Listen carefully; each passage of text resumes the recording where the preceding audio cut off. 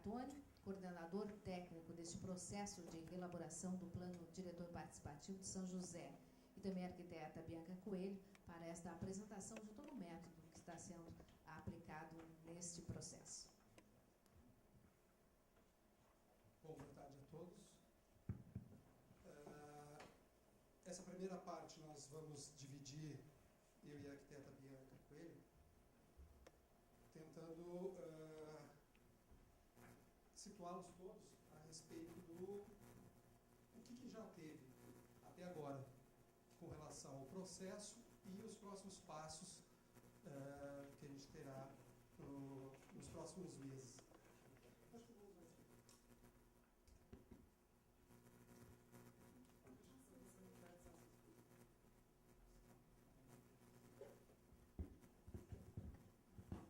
Bom,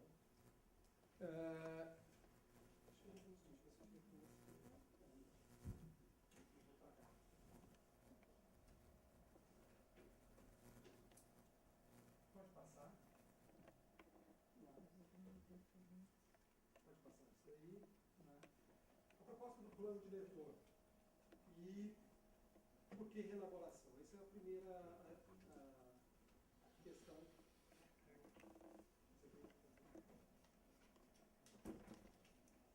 Só liga isso, assim, assim. Isso, assim não deu. Ok. Então, por que reelaboração?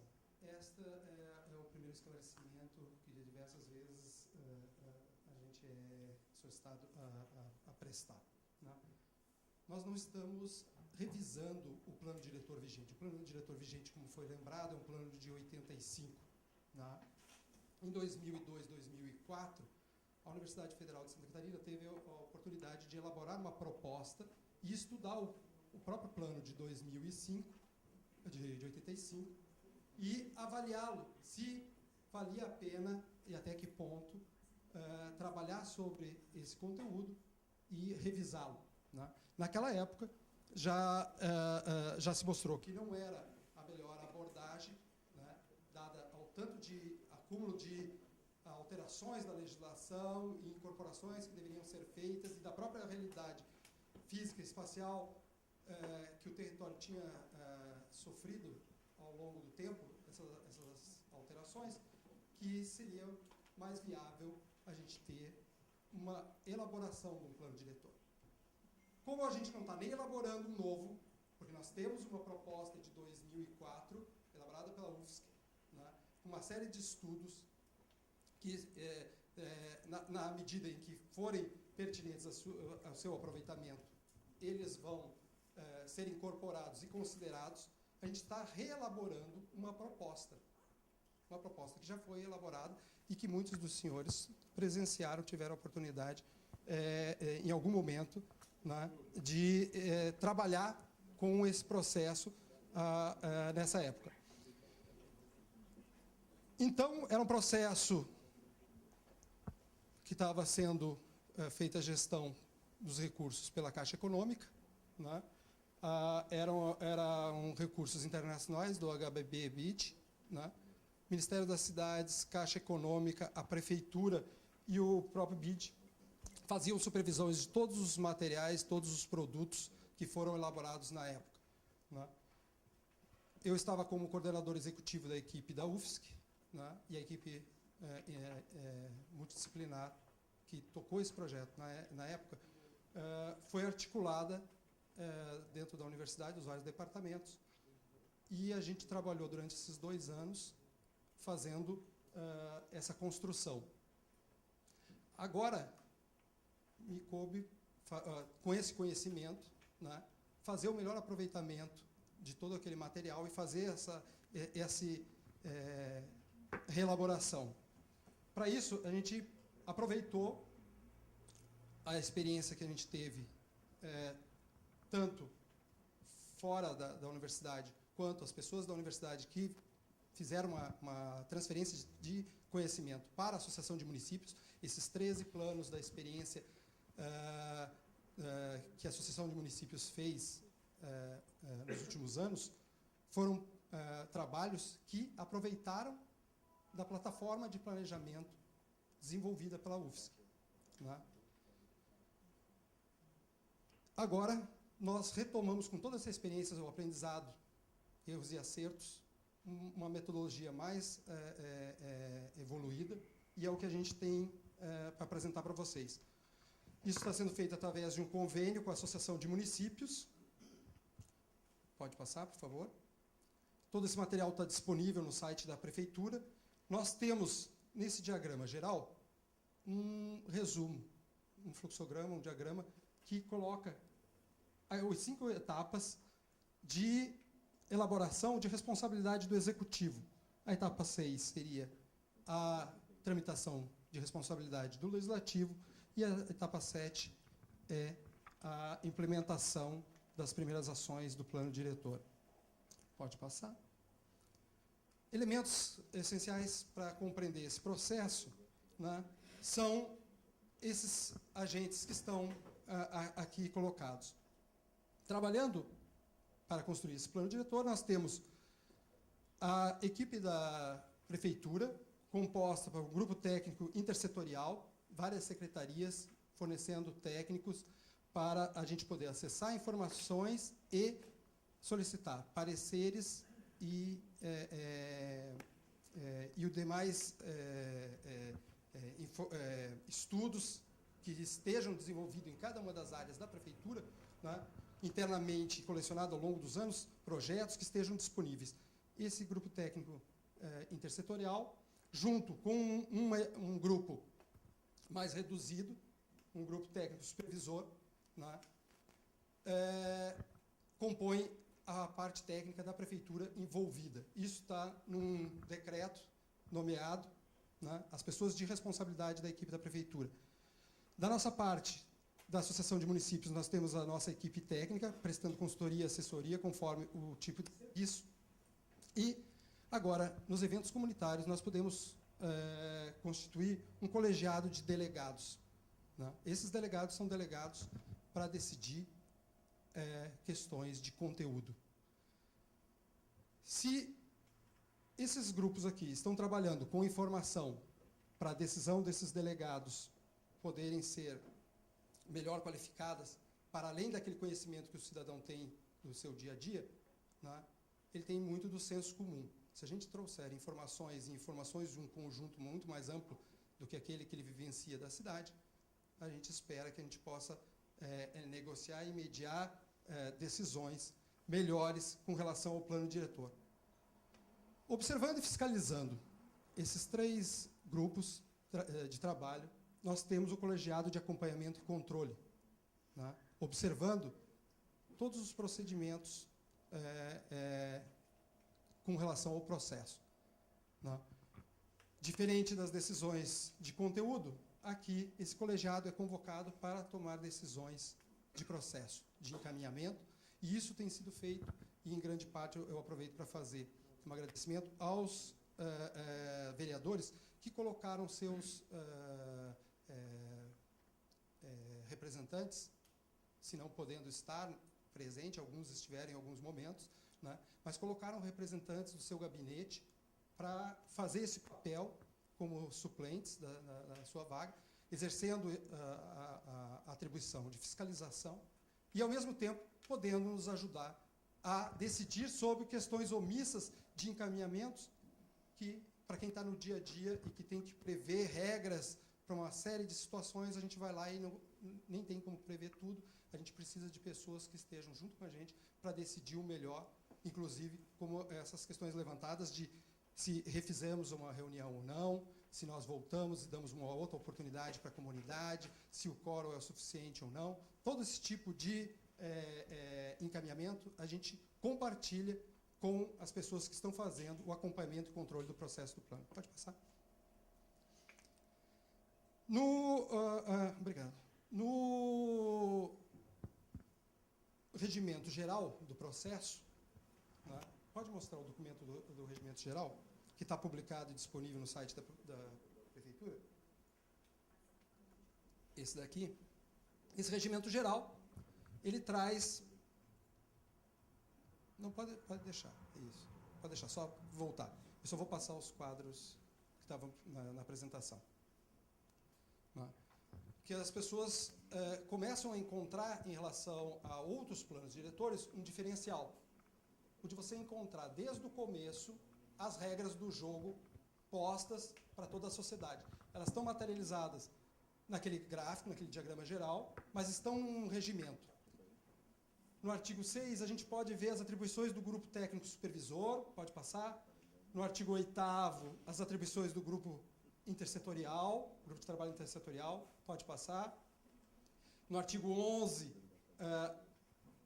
falando sobre o colegiado de acompanhamento e controle, como ele é composto, as atribuições. Então, todos os elementos que interagem, né, nesse processo estão descritos previamente e na forma de um decreto, que foi a forma com que foi encaminhado para representar um acordo entre o Poder Executivo e a sociedade, a garantia de que um processo estaria sendo iniciado e ele teria começo, meio e fim, e todos os passos estavam ali discriminados, e o cidadão que queira participar, ou a entidade, pode encontrar respaldo e saber todos os momentos e como ele pode e deve ocupar esses espaços de participação.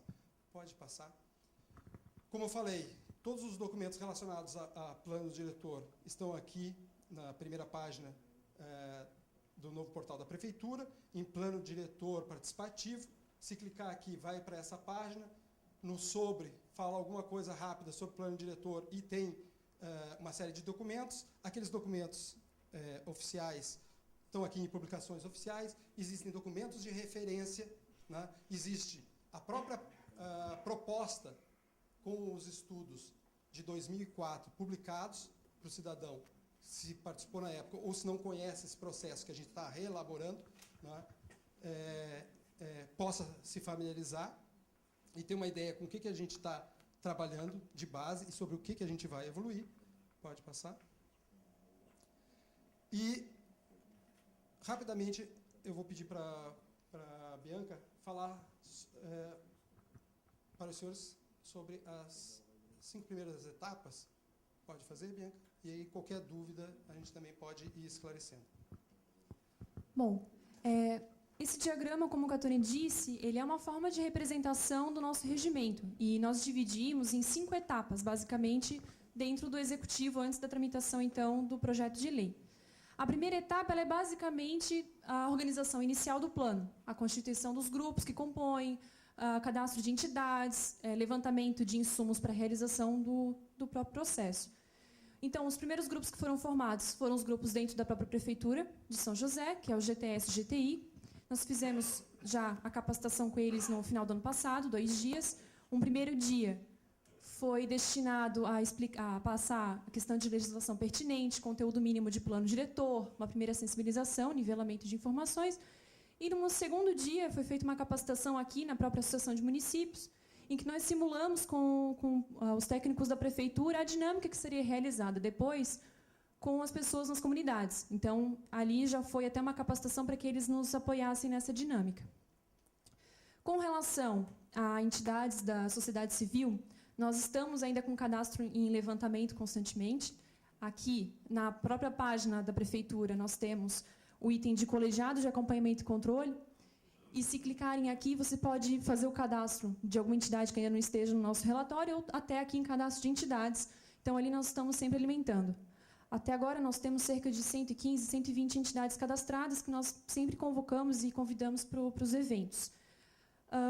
Para a formação do colegiado de acompanhamento e controle, foram realizadas 6 reuniões, que começaram no ano passado.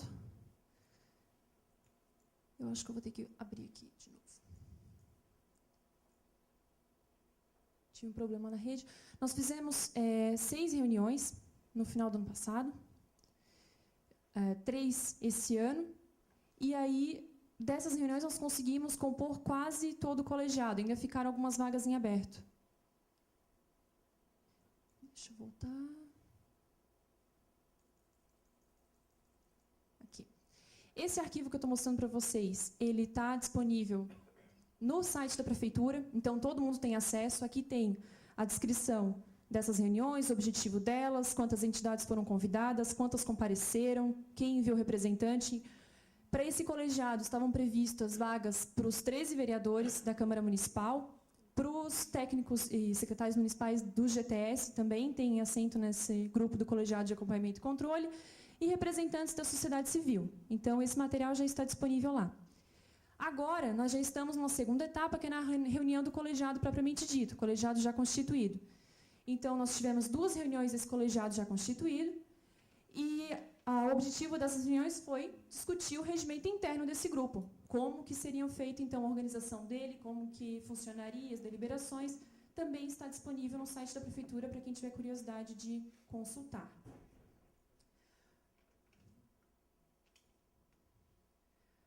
O encerramento da primeira etapa foi dada com o primeiro evento municipal, a primeira audiência pública, que foi realizada no dia 25 de novembro no CAT, no Centro de Atenção à Terceira Idade. Nós tivemos 82 pessoas presentes e cerca de 42 pessoas eram moradores de São José ou representantes de entidades da sociedade civil. Foi uma foto do evento. E esse evento foi basicamente para fazer uma apresentação geral do processo, como nós estamos fazendo agora para vocês, só que aí para toda a população e instaurando oficialmente o processo, né? A segunda etapa é o que nós estamos finalizando agora no plano diretor. Ela tem como objetivo principal desenvolver a leitura da realidade municipal, que seria o conjunto da leitura técnica, que são as análises que a equipe técnica vem desenvolvendo, os mapeamentos, e também as informações que foram coletadas durante toda a primeira rodada de eventos comentários no município, para ter um panorama geral do que a população de São José tem de impressões sobre o município, e assim nós conseguiríamos constituir esse diagnóstico, essa leitura da realidade municipal. Essa é a divisão, então. Essa primeira rodada de eventos foi realizada, foi iniciada em dezembro do ano passado. Alguns desses eventos, as pessoas demandaram que nós fizéssemos uma segunda oportunidade para que elas pudessem participar e trazer essas informações para nós. Então, nós fizemos uma complementação dessa primeira rodada neste ano, em abril e maio. Depois, nós fizemos uma segunda rodada de eventos, que aconteceu em maio deste ano também, em que nós mostrávamos esse resultado da coleta preliminar e escolhíamos os delegados, que foi o que o Catoni apresentou antes. Esse material também, resumo do que foi feito na primeira e na segunda rodadas, também está disponível no site da Prefeitura. Então, lá existe um resumo, que é possível ver quantas pessoas participaram dessa primeira rodada,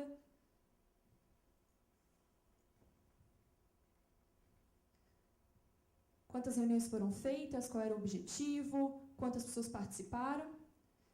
Nós tivemos cerca de 900 pessoas participando deste evento, dos eventos da primeira rodada, e também nós temos um resumo lá no site da Prefeitura com a segunda rodada.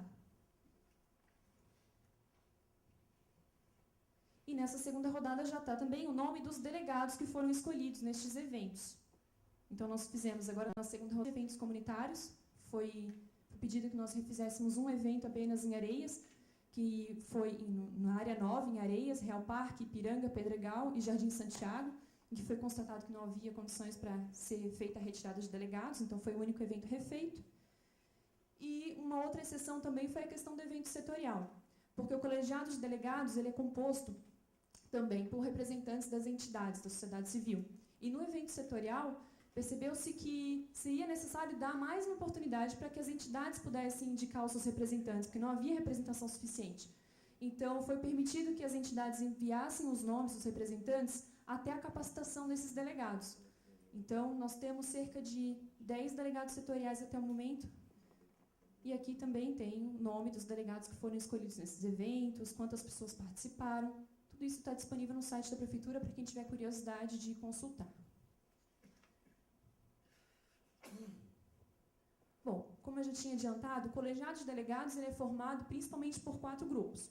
Nós temos do executivo, neste caso aí está o GTS e o GTI, então nós temos 25 representantes do executivo nesse colegiado de delegados, e esses 25 também têm que indicar os seus suplentes.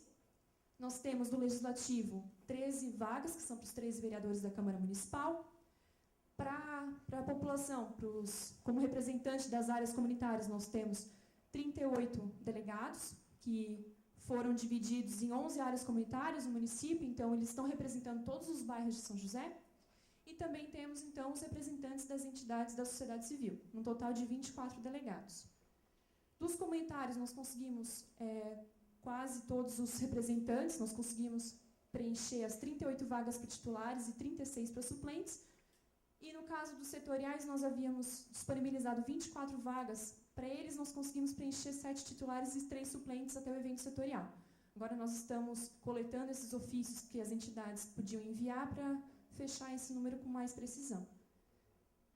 Foi feita, então, uma primeira capacitação com esses delegados, que também foi estendida aos membros do colegiado de acompanhamento e controle. E o objetivo dessa capacitação era apresentar as noções fundamentais de planejamento urbano a partir de dispositivos legais. Então, foi feita uma primeira apresentação sobre o Estatuto da Cidade, as resoluções que orientam a participação social e outras questões relacionadas a conteúdo mínimo do plano diretor. Foi realizado no dia 14 de julho, no Centro Multiuso, com 64 presentes. Aqui nós temos uma foto mostrando como foi. E, em paralelo, a equipe técnica está desenvolvendo a leitura técnica, os mapeamentos e análises. Nós temos basicamente três campos maiores das nossas análises. Nós temos mapeamentos socioeconômicos, que, devido à dinâmica da região, nós achamos melhor até fazer mapeamentos para toda a área conurbada. Então, os nossos mapas eles incluem também Florianópolis, Palhoça e Biguaçu, porque nós vimos que seria muito complicado fazer uma análise de São José isoladamente. Então, principalmente nessas dinâmicas, já que esses municípios têm uma grande troca, seria necessário fazer nessa escala mesmo. E aí, nesse sentido, nós estamos trabalhando agora com uma mestranda da Universidade Federal de Santa Catarina, Bruna Cronenberger, o Índice de Desigualdade Socioespacial. Esse é o nome que nós estamos atribuindo até o momento, ele ainda está sendo desenvolvido. Mas seria um índice para ajudar a mapear como que se dá no território desses 4 municípios a questão da desigualdade mesmo. Então, nós fizemos até uma dinâmica na última sexta-feira com os assistentes sociais da Prefeitura de São José, para eles nos ajudarem a compor esse índice. E nós estamos estudando questões relacionadas à renda, aos chefes de família, escolaridade, estamos mapeando questões de infraestrutura, de demografia, então, para poder fazer essa análise dessa desigualdade socioespacial. No sentido do mapeamento da estrutura física, nós também estamos dando um destaque especial para a questão do sistema viário. Se a Catone quiser complementar, nós fizemos uma série de reuniões com a equipe do Plano de Mobilidade da região metropolitana, Planos, né? Para fazer em conjunto, então, essa análise do sistema viário, porque já é dito várias vezes, não tem como fugir disso, São José ele não é porque é privilegiado, mas é porque está no centro. Então, nós precisamos realmente fazer essa análise em conjunto. E deixa eu colocar, desde o começo desse projeto, a ideia de que um sistema integrado de transporte coletivo seja estruturador, né, independente para ser viável e sustentável, de um afinamento entre uso e ocupação do solo, daquilo que vai ser direcionado, né, as tendências que vão ser trabalhadas em todos os municípios, mas em especial São José, por estar no centro, ele, além de ter que pensar da melhor forma possível a distribuição das densidades, aonde que ele vai construir, e essa construção pode ajudar a viabilizar o transporte coletivo, né? Nós temos a questão de que nós estamos no meio e nós temos que dar conta de garantir que essas vias estruturadoras estejam resguardadas e possam receber, né, os investimentos que virão ao longo do tempo para constituir as linhas de transporte, sejam elas exclusivas, do RT, né, o tipo de via estruturadora de transporte coletivo que for necessário para a região metropolitana, ela também, em grande parte, será necessária para São José. E, ao mesmo tempo, nós temos uma responsabilidade redobrada de fazer com que esse sistema integrado aconteça, e para ele acontecer da melhor forma para todos, é melhor que a gente garanta esses espaços, né, planejado conjuntamente. Então, a gente tem buscado usar e se aproximar e entender e até criar alternativas correspondentes à escala que a gente está estudando, né, para as propostas do estudo do plano integrado metropolitano, o PLANOS. Né? Então, isso aí é algo que os senhores podem ficar tranquilos com relação a essa, e tranquilos que eu estou dizendo que isso está sendo feito. Não deixem de cobrar e fiscalizar, né, a coerência do plano diretor, porque nós estamos bem cientes da responsabilidade que São José tem de viabilizar ou não um sistema integrado. Se tem alguém que pode botar a perder um sistema integrado de transporte coletivo da região metropolitana, seria São José, se ela não fazer caber aqui dentro, né, todas as vias estruturadoras de transporte coletivo. Né? Então, essa responsabilidade, né, é uma responsabilidade que, enquanto ela estiver no executivo, né, e depois no legislativo, a sociedade pode ficar atenta, e a sociedade de toda a região metropolitana, atento para que sejam mantidas, né, essas principais diretrizes que têm a ver não só com o interesse local, mas o interesse da região.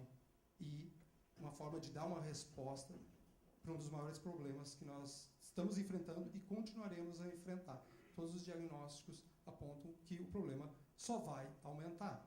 A taxa de motorização vai continuar aumentando, né? As pessoas vão continuar dependendo e usando de veículos individuais, enquanto não existir um transporte de qualidade atraente o suficiente, né, para fazer com que as pessoas deixem seus veículos em casa e façam os deslocamentos necessários, ou até diminuam o número de deslocamentos. Então, esse papel é indiscutível que o plano diretor de São José vai ter, e vai ter que dar uma resposta que seja boa para São José e todos os municípios do aglomerado urbano.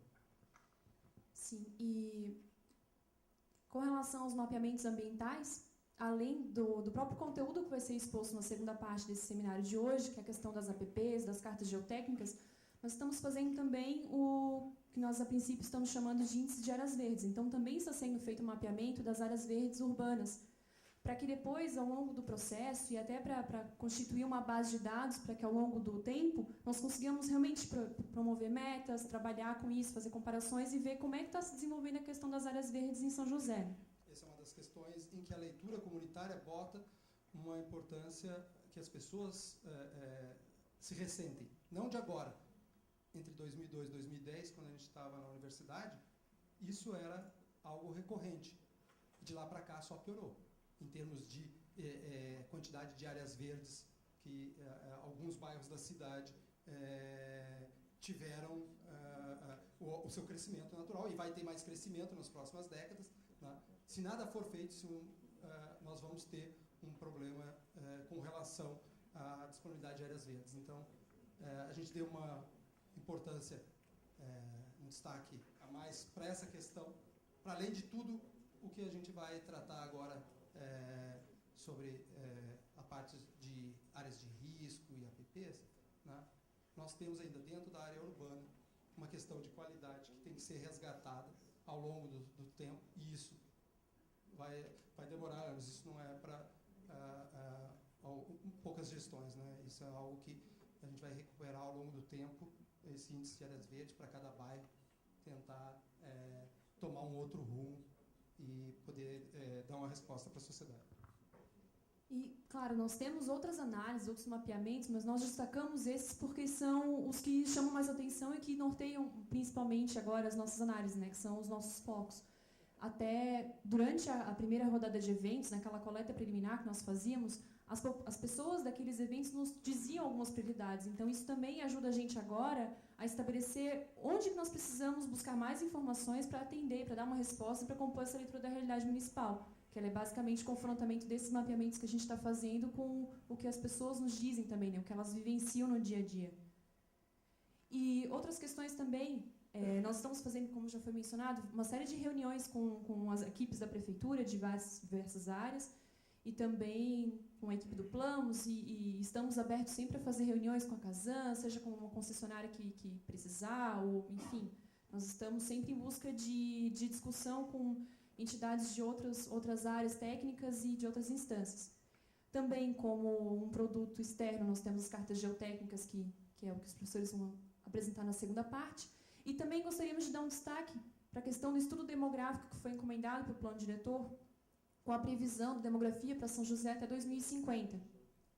Nós realizamos, inclusive, um seminário técnico também, que foi o primeiro seminário, por isso que este é o segundo, e esse primeiro seminário foi feito no dia 8 de abril, aqui também, nesse mesmo auditório, para a apresentação dessa projeção demográfica.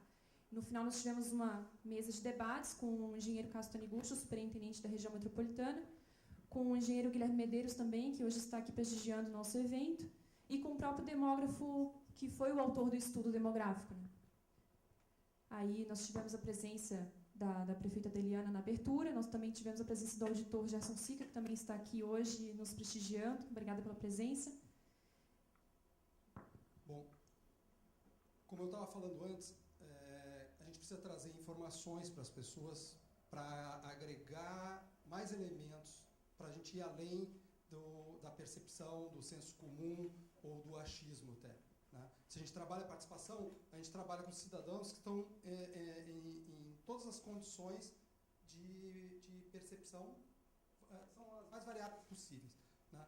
E a gente precisa colocar alguns dados concretos. Um dos que a gente precisa trabalhar, isso aqui é só um exemplo, esse estudo vai ser publicado agora, né? São as duas hipóteses para crescimento de São José. Né? Ou seja, desde 1980 até 2100. Isso aí é uma extrapolação para essas duas hipóteses. Né? A hipótese com e sem migração, aquilo que o vereador estava falando, que chega a 70% hoje, o que sustenta esse crescimento é, segundo o demógrafo, a migração. Porque a taxa de fecundidade em São José ela é abaixo do que muitos outros lugares, está 1,4, 1,44. 1,4. Né? Isso a gente não consegue, os casais não conseguem nem reproduzir, precisaria ter, né, uma taxa muito maior para... A gente não consegue nem repor a população com o cidadão de São José. Né? Então, todo o crescimento que a gente está tendo há um tempo já, e o que vai ter, é sim, e a gente vai ter um aumento, e a gente está fazendo uma cidade que, ao mesmo tempo que vai receber mais migração, ela vai estar envelhecendo. Então, a gente vai estar projetando uma cidade para pessoas que tem que ser uma cidade acolhedora, que receba as pessoas, que dê oportunidade, e, ao mesmo tempo, onde as pessoas vão ter uma idade média muito maior do que a gente está acostumado a ter agora. Né? A gente está passando de... Só voltando no anterior, só para ter uma ideia, essa hipótese aqui é a mais provável. Ou seja, um patamar de, no máximo, 325 mil habitantes, entre 2040 e 42, por aqui. Né? Esse é o patamar máximo. Todos os outros municípios do Brasil estão passando. E isso é com a migração. Isso já é com as projeções de migração. A nossa geração. Né? E a tendência dos municípios no Brasil, até 2100, é voltar ao patamar de 2010. O próprio Brasil vai voltar à população. Então, o desafio extra desse plano, algo que não estava posto em 2002, 2004, que é projetar uma cidade para um país e projetar cidades que vão crescer e diminuir ao mesmo tempo. Né? Nós vamos ter algumas décadas de crescimento, então é bom aproveitar esse crescimento e crescer no lugar certo. Um lugar, por exemplo, que viabilize o transporte coletivo. Então a questão não é não crescer, não adensar. A questão é aonde crescer, aonde adensar.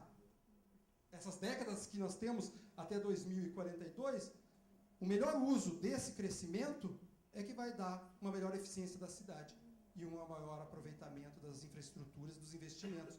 Se a gente não fizer isso, nós não vamos nunca, nós, sociedade, recuperar os investimentos e talvez até nem ter sistemas, infraestruturas sustentáveis.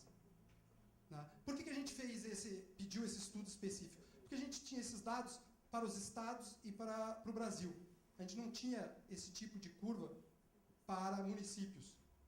Alguns que foram feitos, mas foram feitos antes de 2007, 2005, isso aqui não estava tão claro. Agora, em todo o que é relatório, quem acompanha os dados do IBGE, do IPEA, dos estudos, isso agora aparece mais, de forma mais frequente. Falar disso antes era só nos relatórios estratégicos da Presidência da República, sabe? Eram estudos em que ninguém fazia de conta que isso nunca ia acontecer, não, era um ou outro estudioso que colocava essa questão, mas essa agora é algo que está posto e que todos os municípios que estão fazendo seu planejamento, e aqueles que já fizeram seu planejamento e só olharam a curva para essa metade de cá, achando que um dia vai ter 400, 500, né? 1 milhão, 2 milhões de habitantes, né? Como se fosse possível.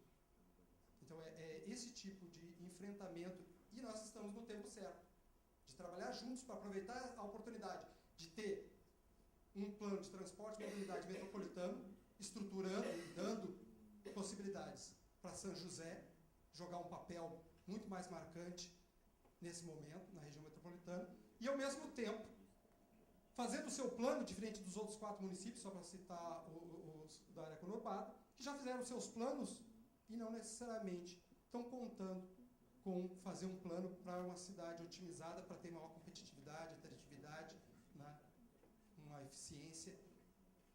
É possível, eu pergunto em algumas palestras, é possível acreditar que sustentabilidade acontece por acaso num sistema urbano?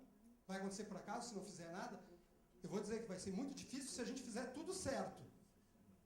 Se a gente tomar todas as decisões certas, na hora certa, e conseguir manobrar a tempo de fazer o melhor plano possível, agora, para São José e para a região metropolitana, né, já vamos nos dar por satisfeitos se a gente conseguir um resultado melhor do que os outros municípios. Né? Agora nós estamos preocupados com São José.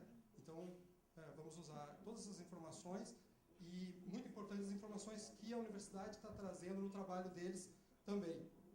O segundo dado que fica aqui, que seria bom todos os agentes públicos terem em mente, é a questão da mudança do perfil do cidadão, né? Que é o envelhecimento da população, que nós vamos passar de algo em torno, agora em 2010, de 10% da população com mais de 60 ou até 65 anos, nós vamos ter aqui, 30%. Né? Então, aquilo que a gente passa pela rua, e de cada 10 pessoas a gente cruza com um idoso, nós vamos cruzar com 3 idosos. Só que serão muito menos jovens a gente cruzando. A gente vai ver muito menos crianças quando a gente passar pela rua. Né? Então, tudo isso vai fazer parte da cidade que nós estamos projetando. Né? Assim mesmo, o transporte coletivo e tudo mais que está sendo pensado em conjunto. Bom, então, no encerramento dessa segunda etapa, nós temos o segundo evento municipal, a segunda audiência pública, que já está programada, vai ser realizada em breve, nos dias, então, 28 de julho e 4 de agosto, às 19h30, no Centro Multiuso. E nesse dia vai ser apresentado o resultado da leitura comunitária, daquele levantamento feito na primeira rodada de eventos nas localidades, e também as análises técnicas.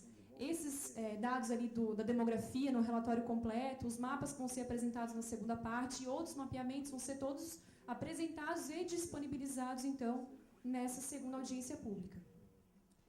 A terceira etapa, ela é basicamente a formulação dos objetivos e diretrizes para o novo plano. E ele vai ser desenvolvido a partir das oficinas de planejamento, que são encontros que serão feitos com os delegados, que foram escolhidos naquela segunda rodada de eventos. Nós já temos esse calendário todo fechado também. E todo esse material da leitura técnica e da leitura comunitária vai servir como base para que esses delegados consigam fazer, então, essas deliberações, essas definições de conteúdo. Vai ser uma deliberação informada, né? Para isso que a gente está fazendo esse mapeamento todo. A previsão de duração dessa etapa é de final de julho até início de outubro, que é basicamente as oficinas, passa um pouco que a gente tem que formular o material que vai chegar das oficinas, né? Então, agora eu vou começar a apresentar para vocês as etapas que nós estamos ainda por desenvolver, né? A terceira etapa vai ser iniciada agora, com as oficinas, e a quarta e quinta etapas também. Então, as datas que eu vou apresentar agora são previsões, é o que a gente está se programando para conseguir cumprir, né? Na quarta etapa, então, nós temos a consolidação daqueles objetivos, das diretrizes, a consolidação do anteprojeto do plano diretor. E a previsão é que ela seja feita, então, durante os meses de setembro e outubro, com o material que volta das oficinas e a formulação do texto base do plano. Ele é encerrada, a quarta etapa, com uma terceira audiência pública, que tem como objetivo a apresentação desse anteprojeto e também das regras de consulta pública. Assim que esse documento estiver finalizado com o conteúdo das oficinas, vai ser aberto um período para consulta pública, que começa no dia 15 de outubro, assim que é lançada essa terceira audiência, né? E esse período de consulta pública nós colocamos, então, dentro da quinta etapa, que é a elaboração da versão final da proposta de lei do plano diretor. Então, a consulta pública é um período em que esse anteprojeto vai ficar disponibilizado, provavelmente no próprio portal da prefeitura, em que todos terão acesso, vão poder acessar o documento com antecedência e vão poder botar ali as suas dúvidas e sugestões para que a equipe técnica possa redigir os pareceres, as recomendações. E depois, na audiência pública do dia 1º de dezembro, vai ser aberta a conferência final. Nessa conferência, então, a gente apresenta tudo o que foi coletado e consolidado da consulta pública, para que os delegados possam fazer, então, as deliberações de quais que vão ser as alterações, quais que não vão ser no documento final do plano diretor. E está previsto que a conferência final seja realizada, então, a partir do dia 2 de dezembro até dia 22. Assim, a nossa previsão de entrega na Câmara da proposta do projeto de lei complementar é no dia 1º de fevereiro de 2015. Essa é a nossa previsão para que entre na Câmara. 2016, perdão, isso, 2016. Só lembrando que, com relação à leitura comunitária feita na primeira etapa, né, ela permanece agora, num segundo momento, na versão online. Então, acessando o site da prefeitura, né, pode botar lá no bannerzinho, o cidadão tem condição de dizer qual é a área. Se clicar aqui, ó, leitura comunitária online, é uma complementação. O cidadão que não pôde ir, né, ou mesmo quem foi, quiser entrar ali e vai encontrar uma lista, ela já está depurada. Ali já estão as questões que têm encaminhamento direto ou indireto dentro do plano diretor. É uma lista mais resumida do que tudo aquilo que foi levantado em campo, né? O que aconteceu com as outras questões vão ser encaminhadas para o órgão competente fazer o encaminhamento. As questões aqui, elas podem ser votadas, isso vai ser contabilizado junto para a leitura comunitária e nos ajuda a aprimorar um pouco mais o grau de prioridade daquilo que foi levantado nas comunidades.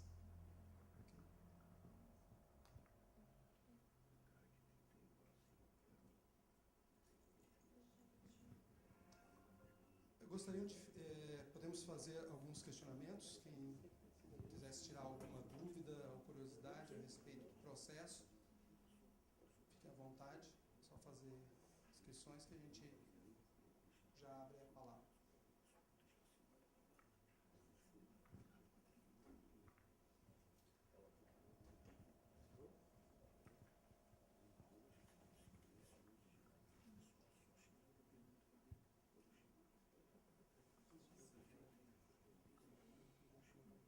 Bom, então, não tendo, gostaria de convidar vocês a fazermos, então, um intervalo antes da segunda parte, que nós vamos retomar com os mapeamentos da área de preservação permanente, segundo o Código Florestal, o antigo e o novo, as relações entre eles e a apresentação dos professores da Universidade Federal das cartas geotécnicas. Estamos à disposição no intervalo também para qualquer esclarecimento. Obrigado.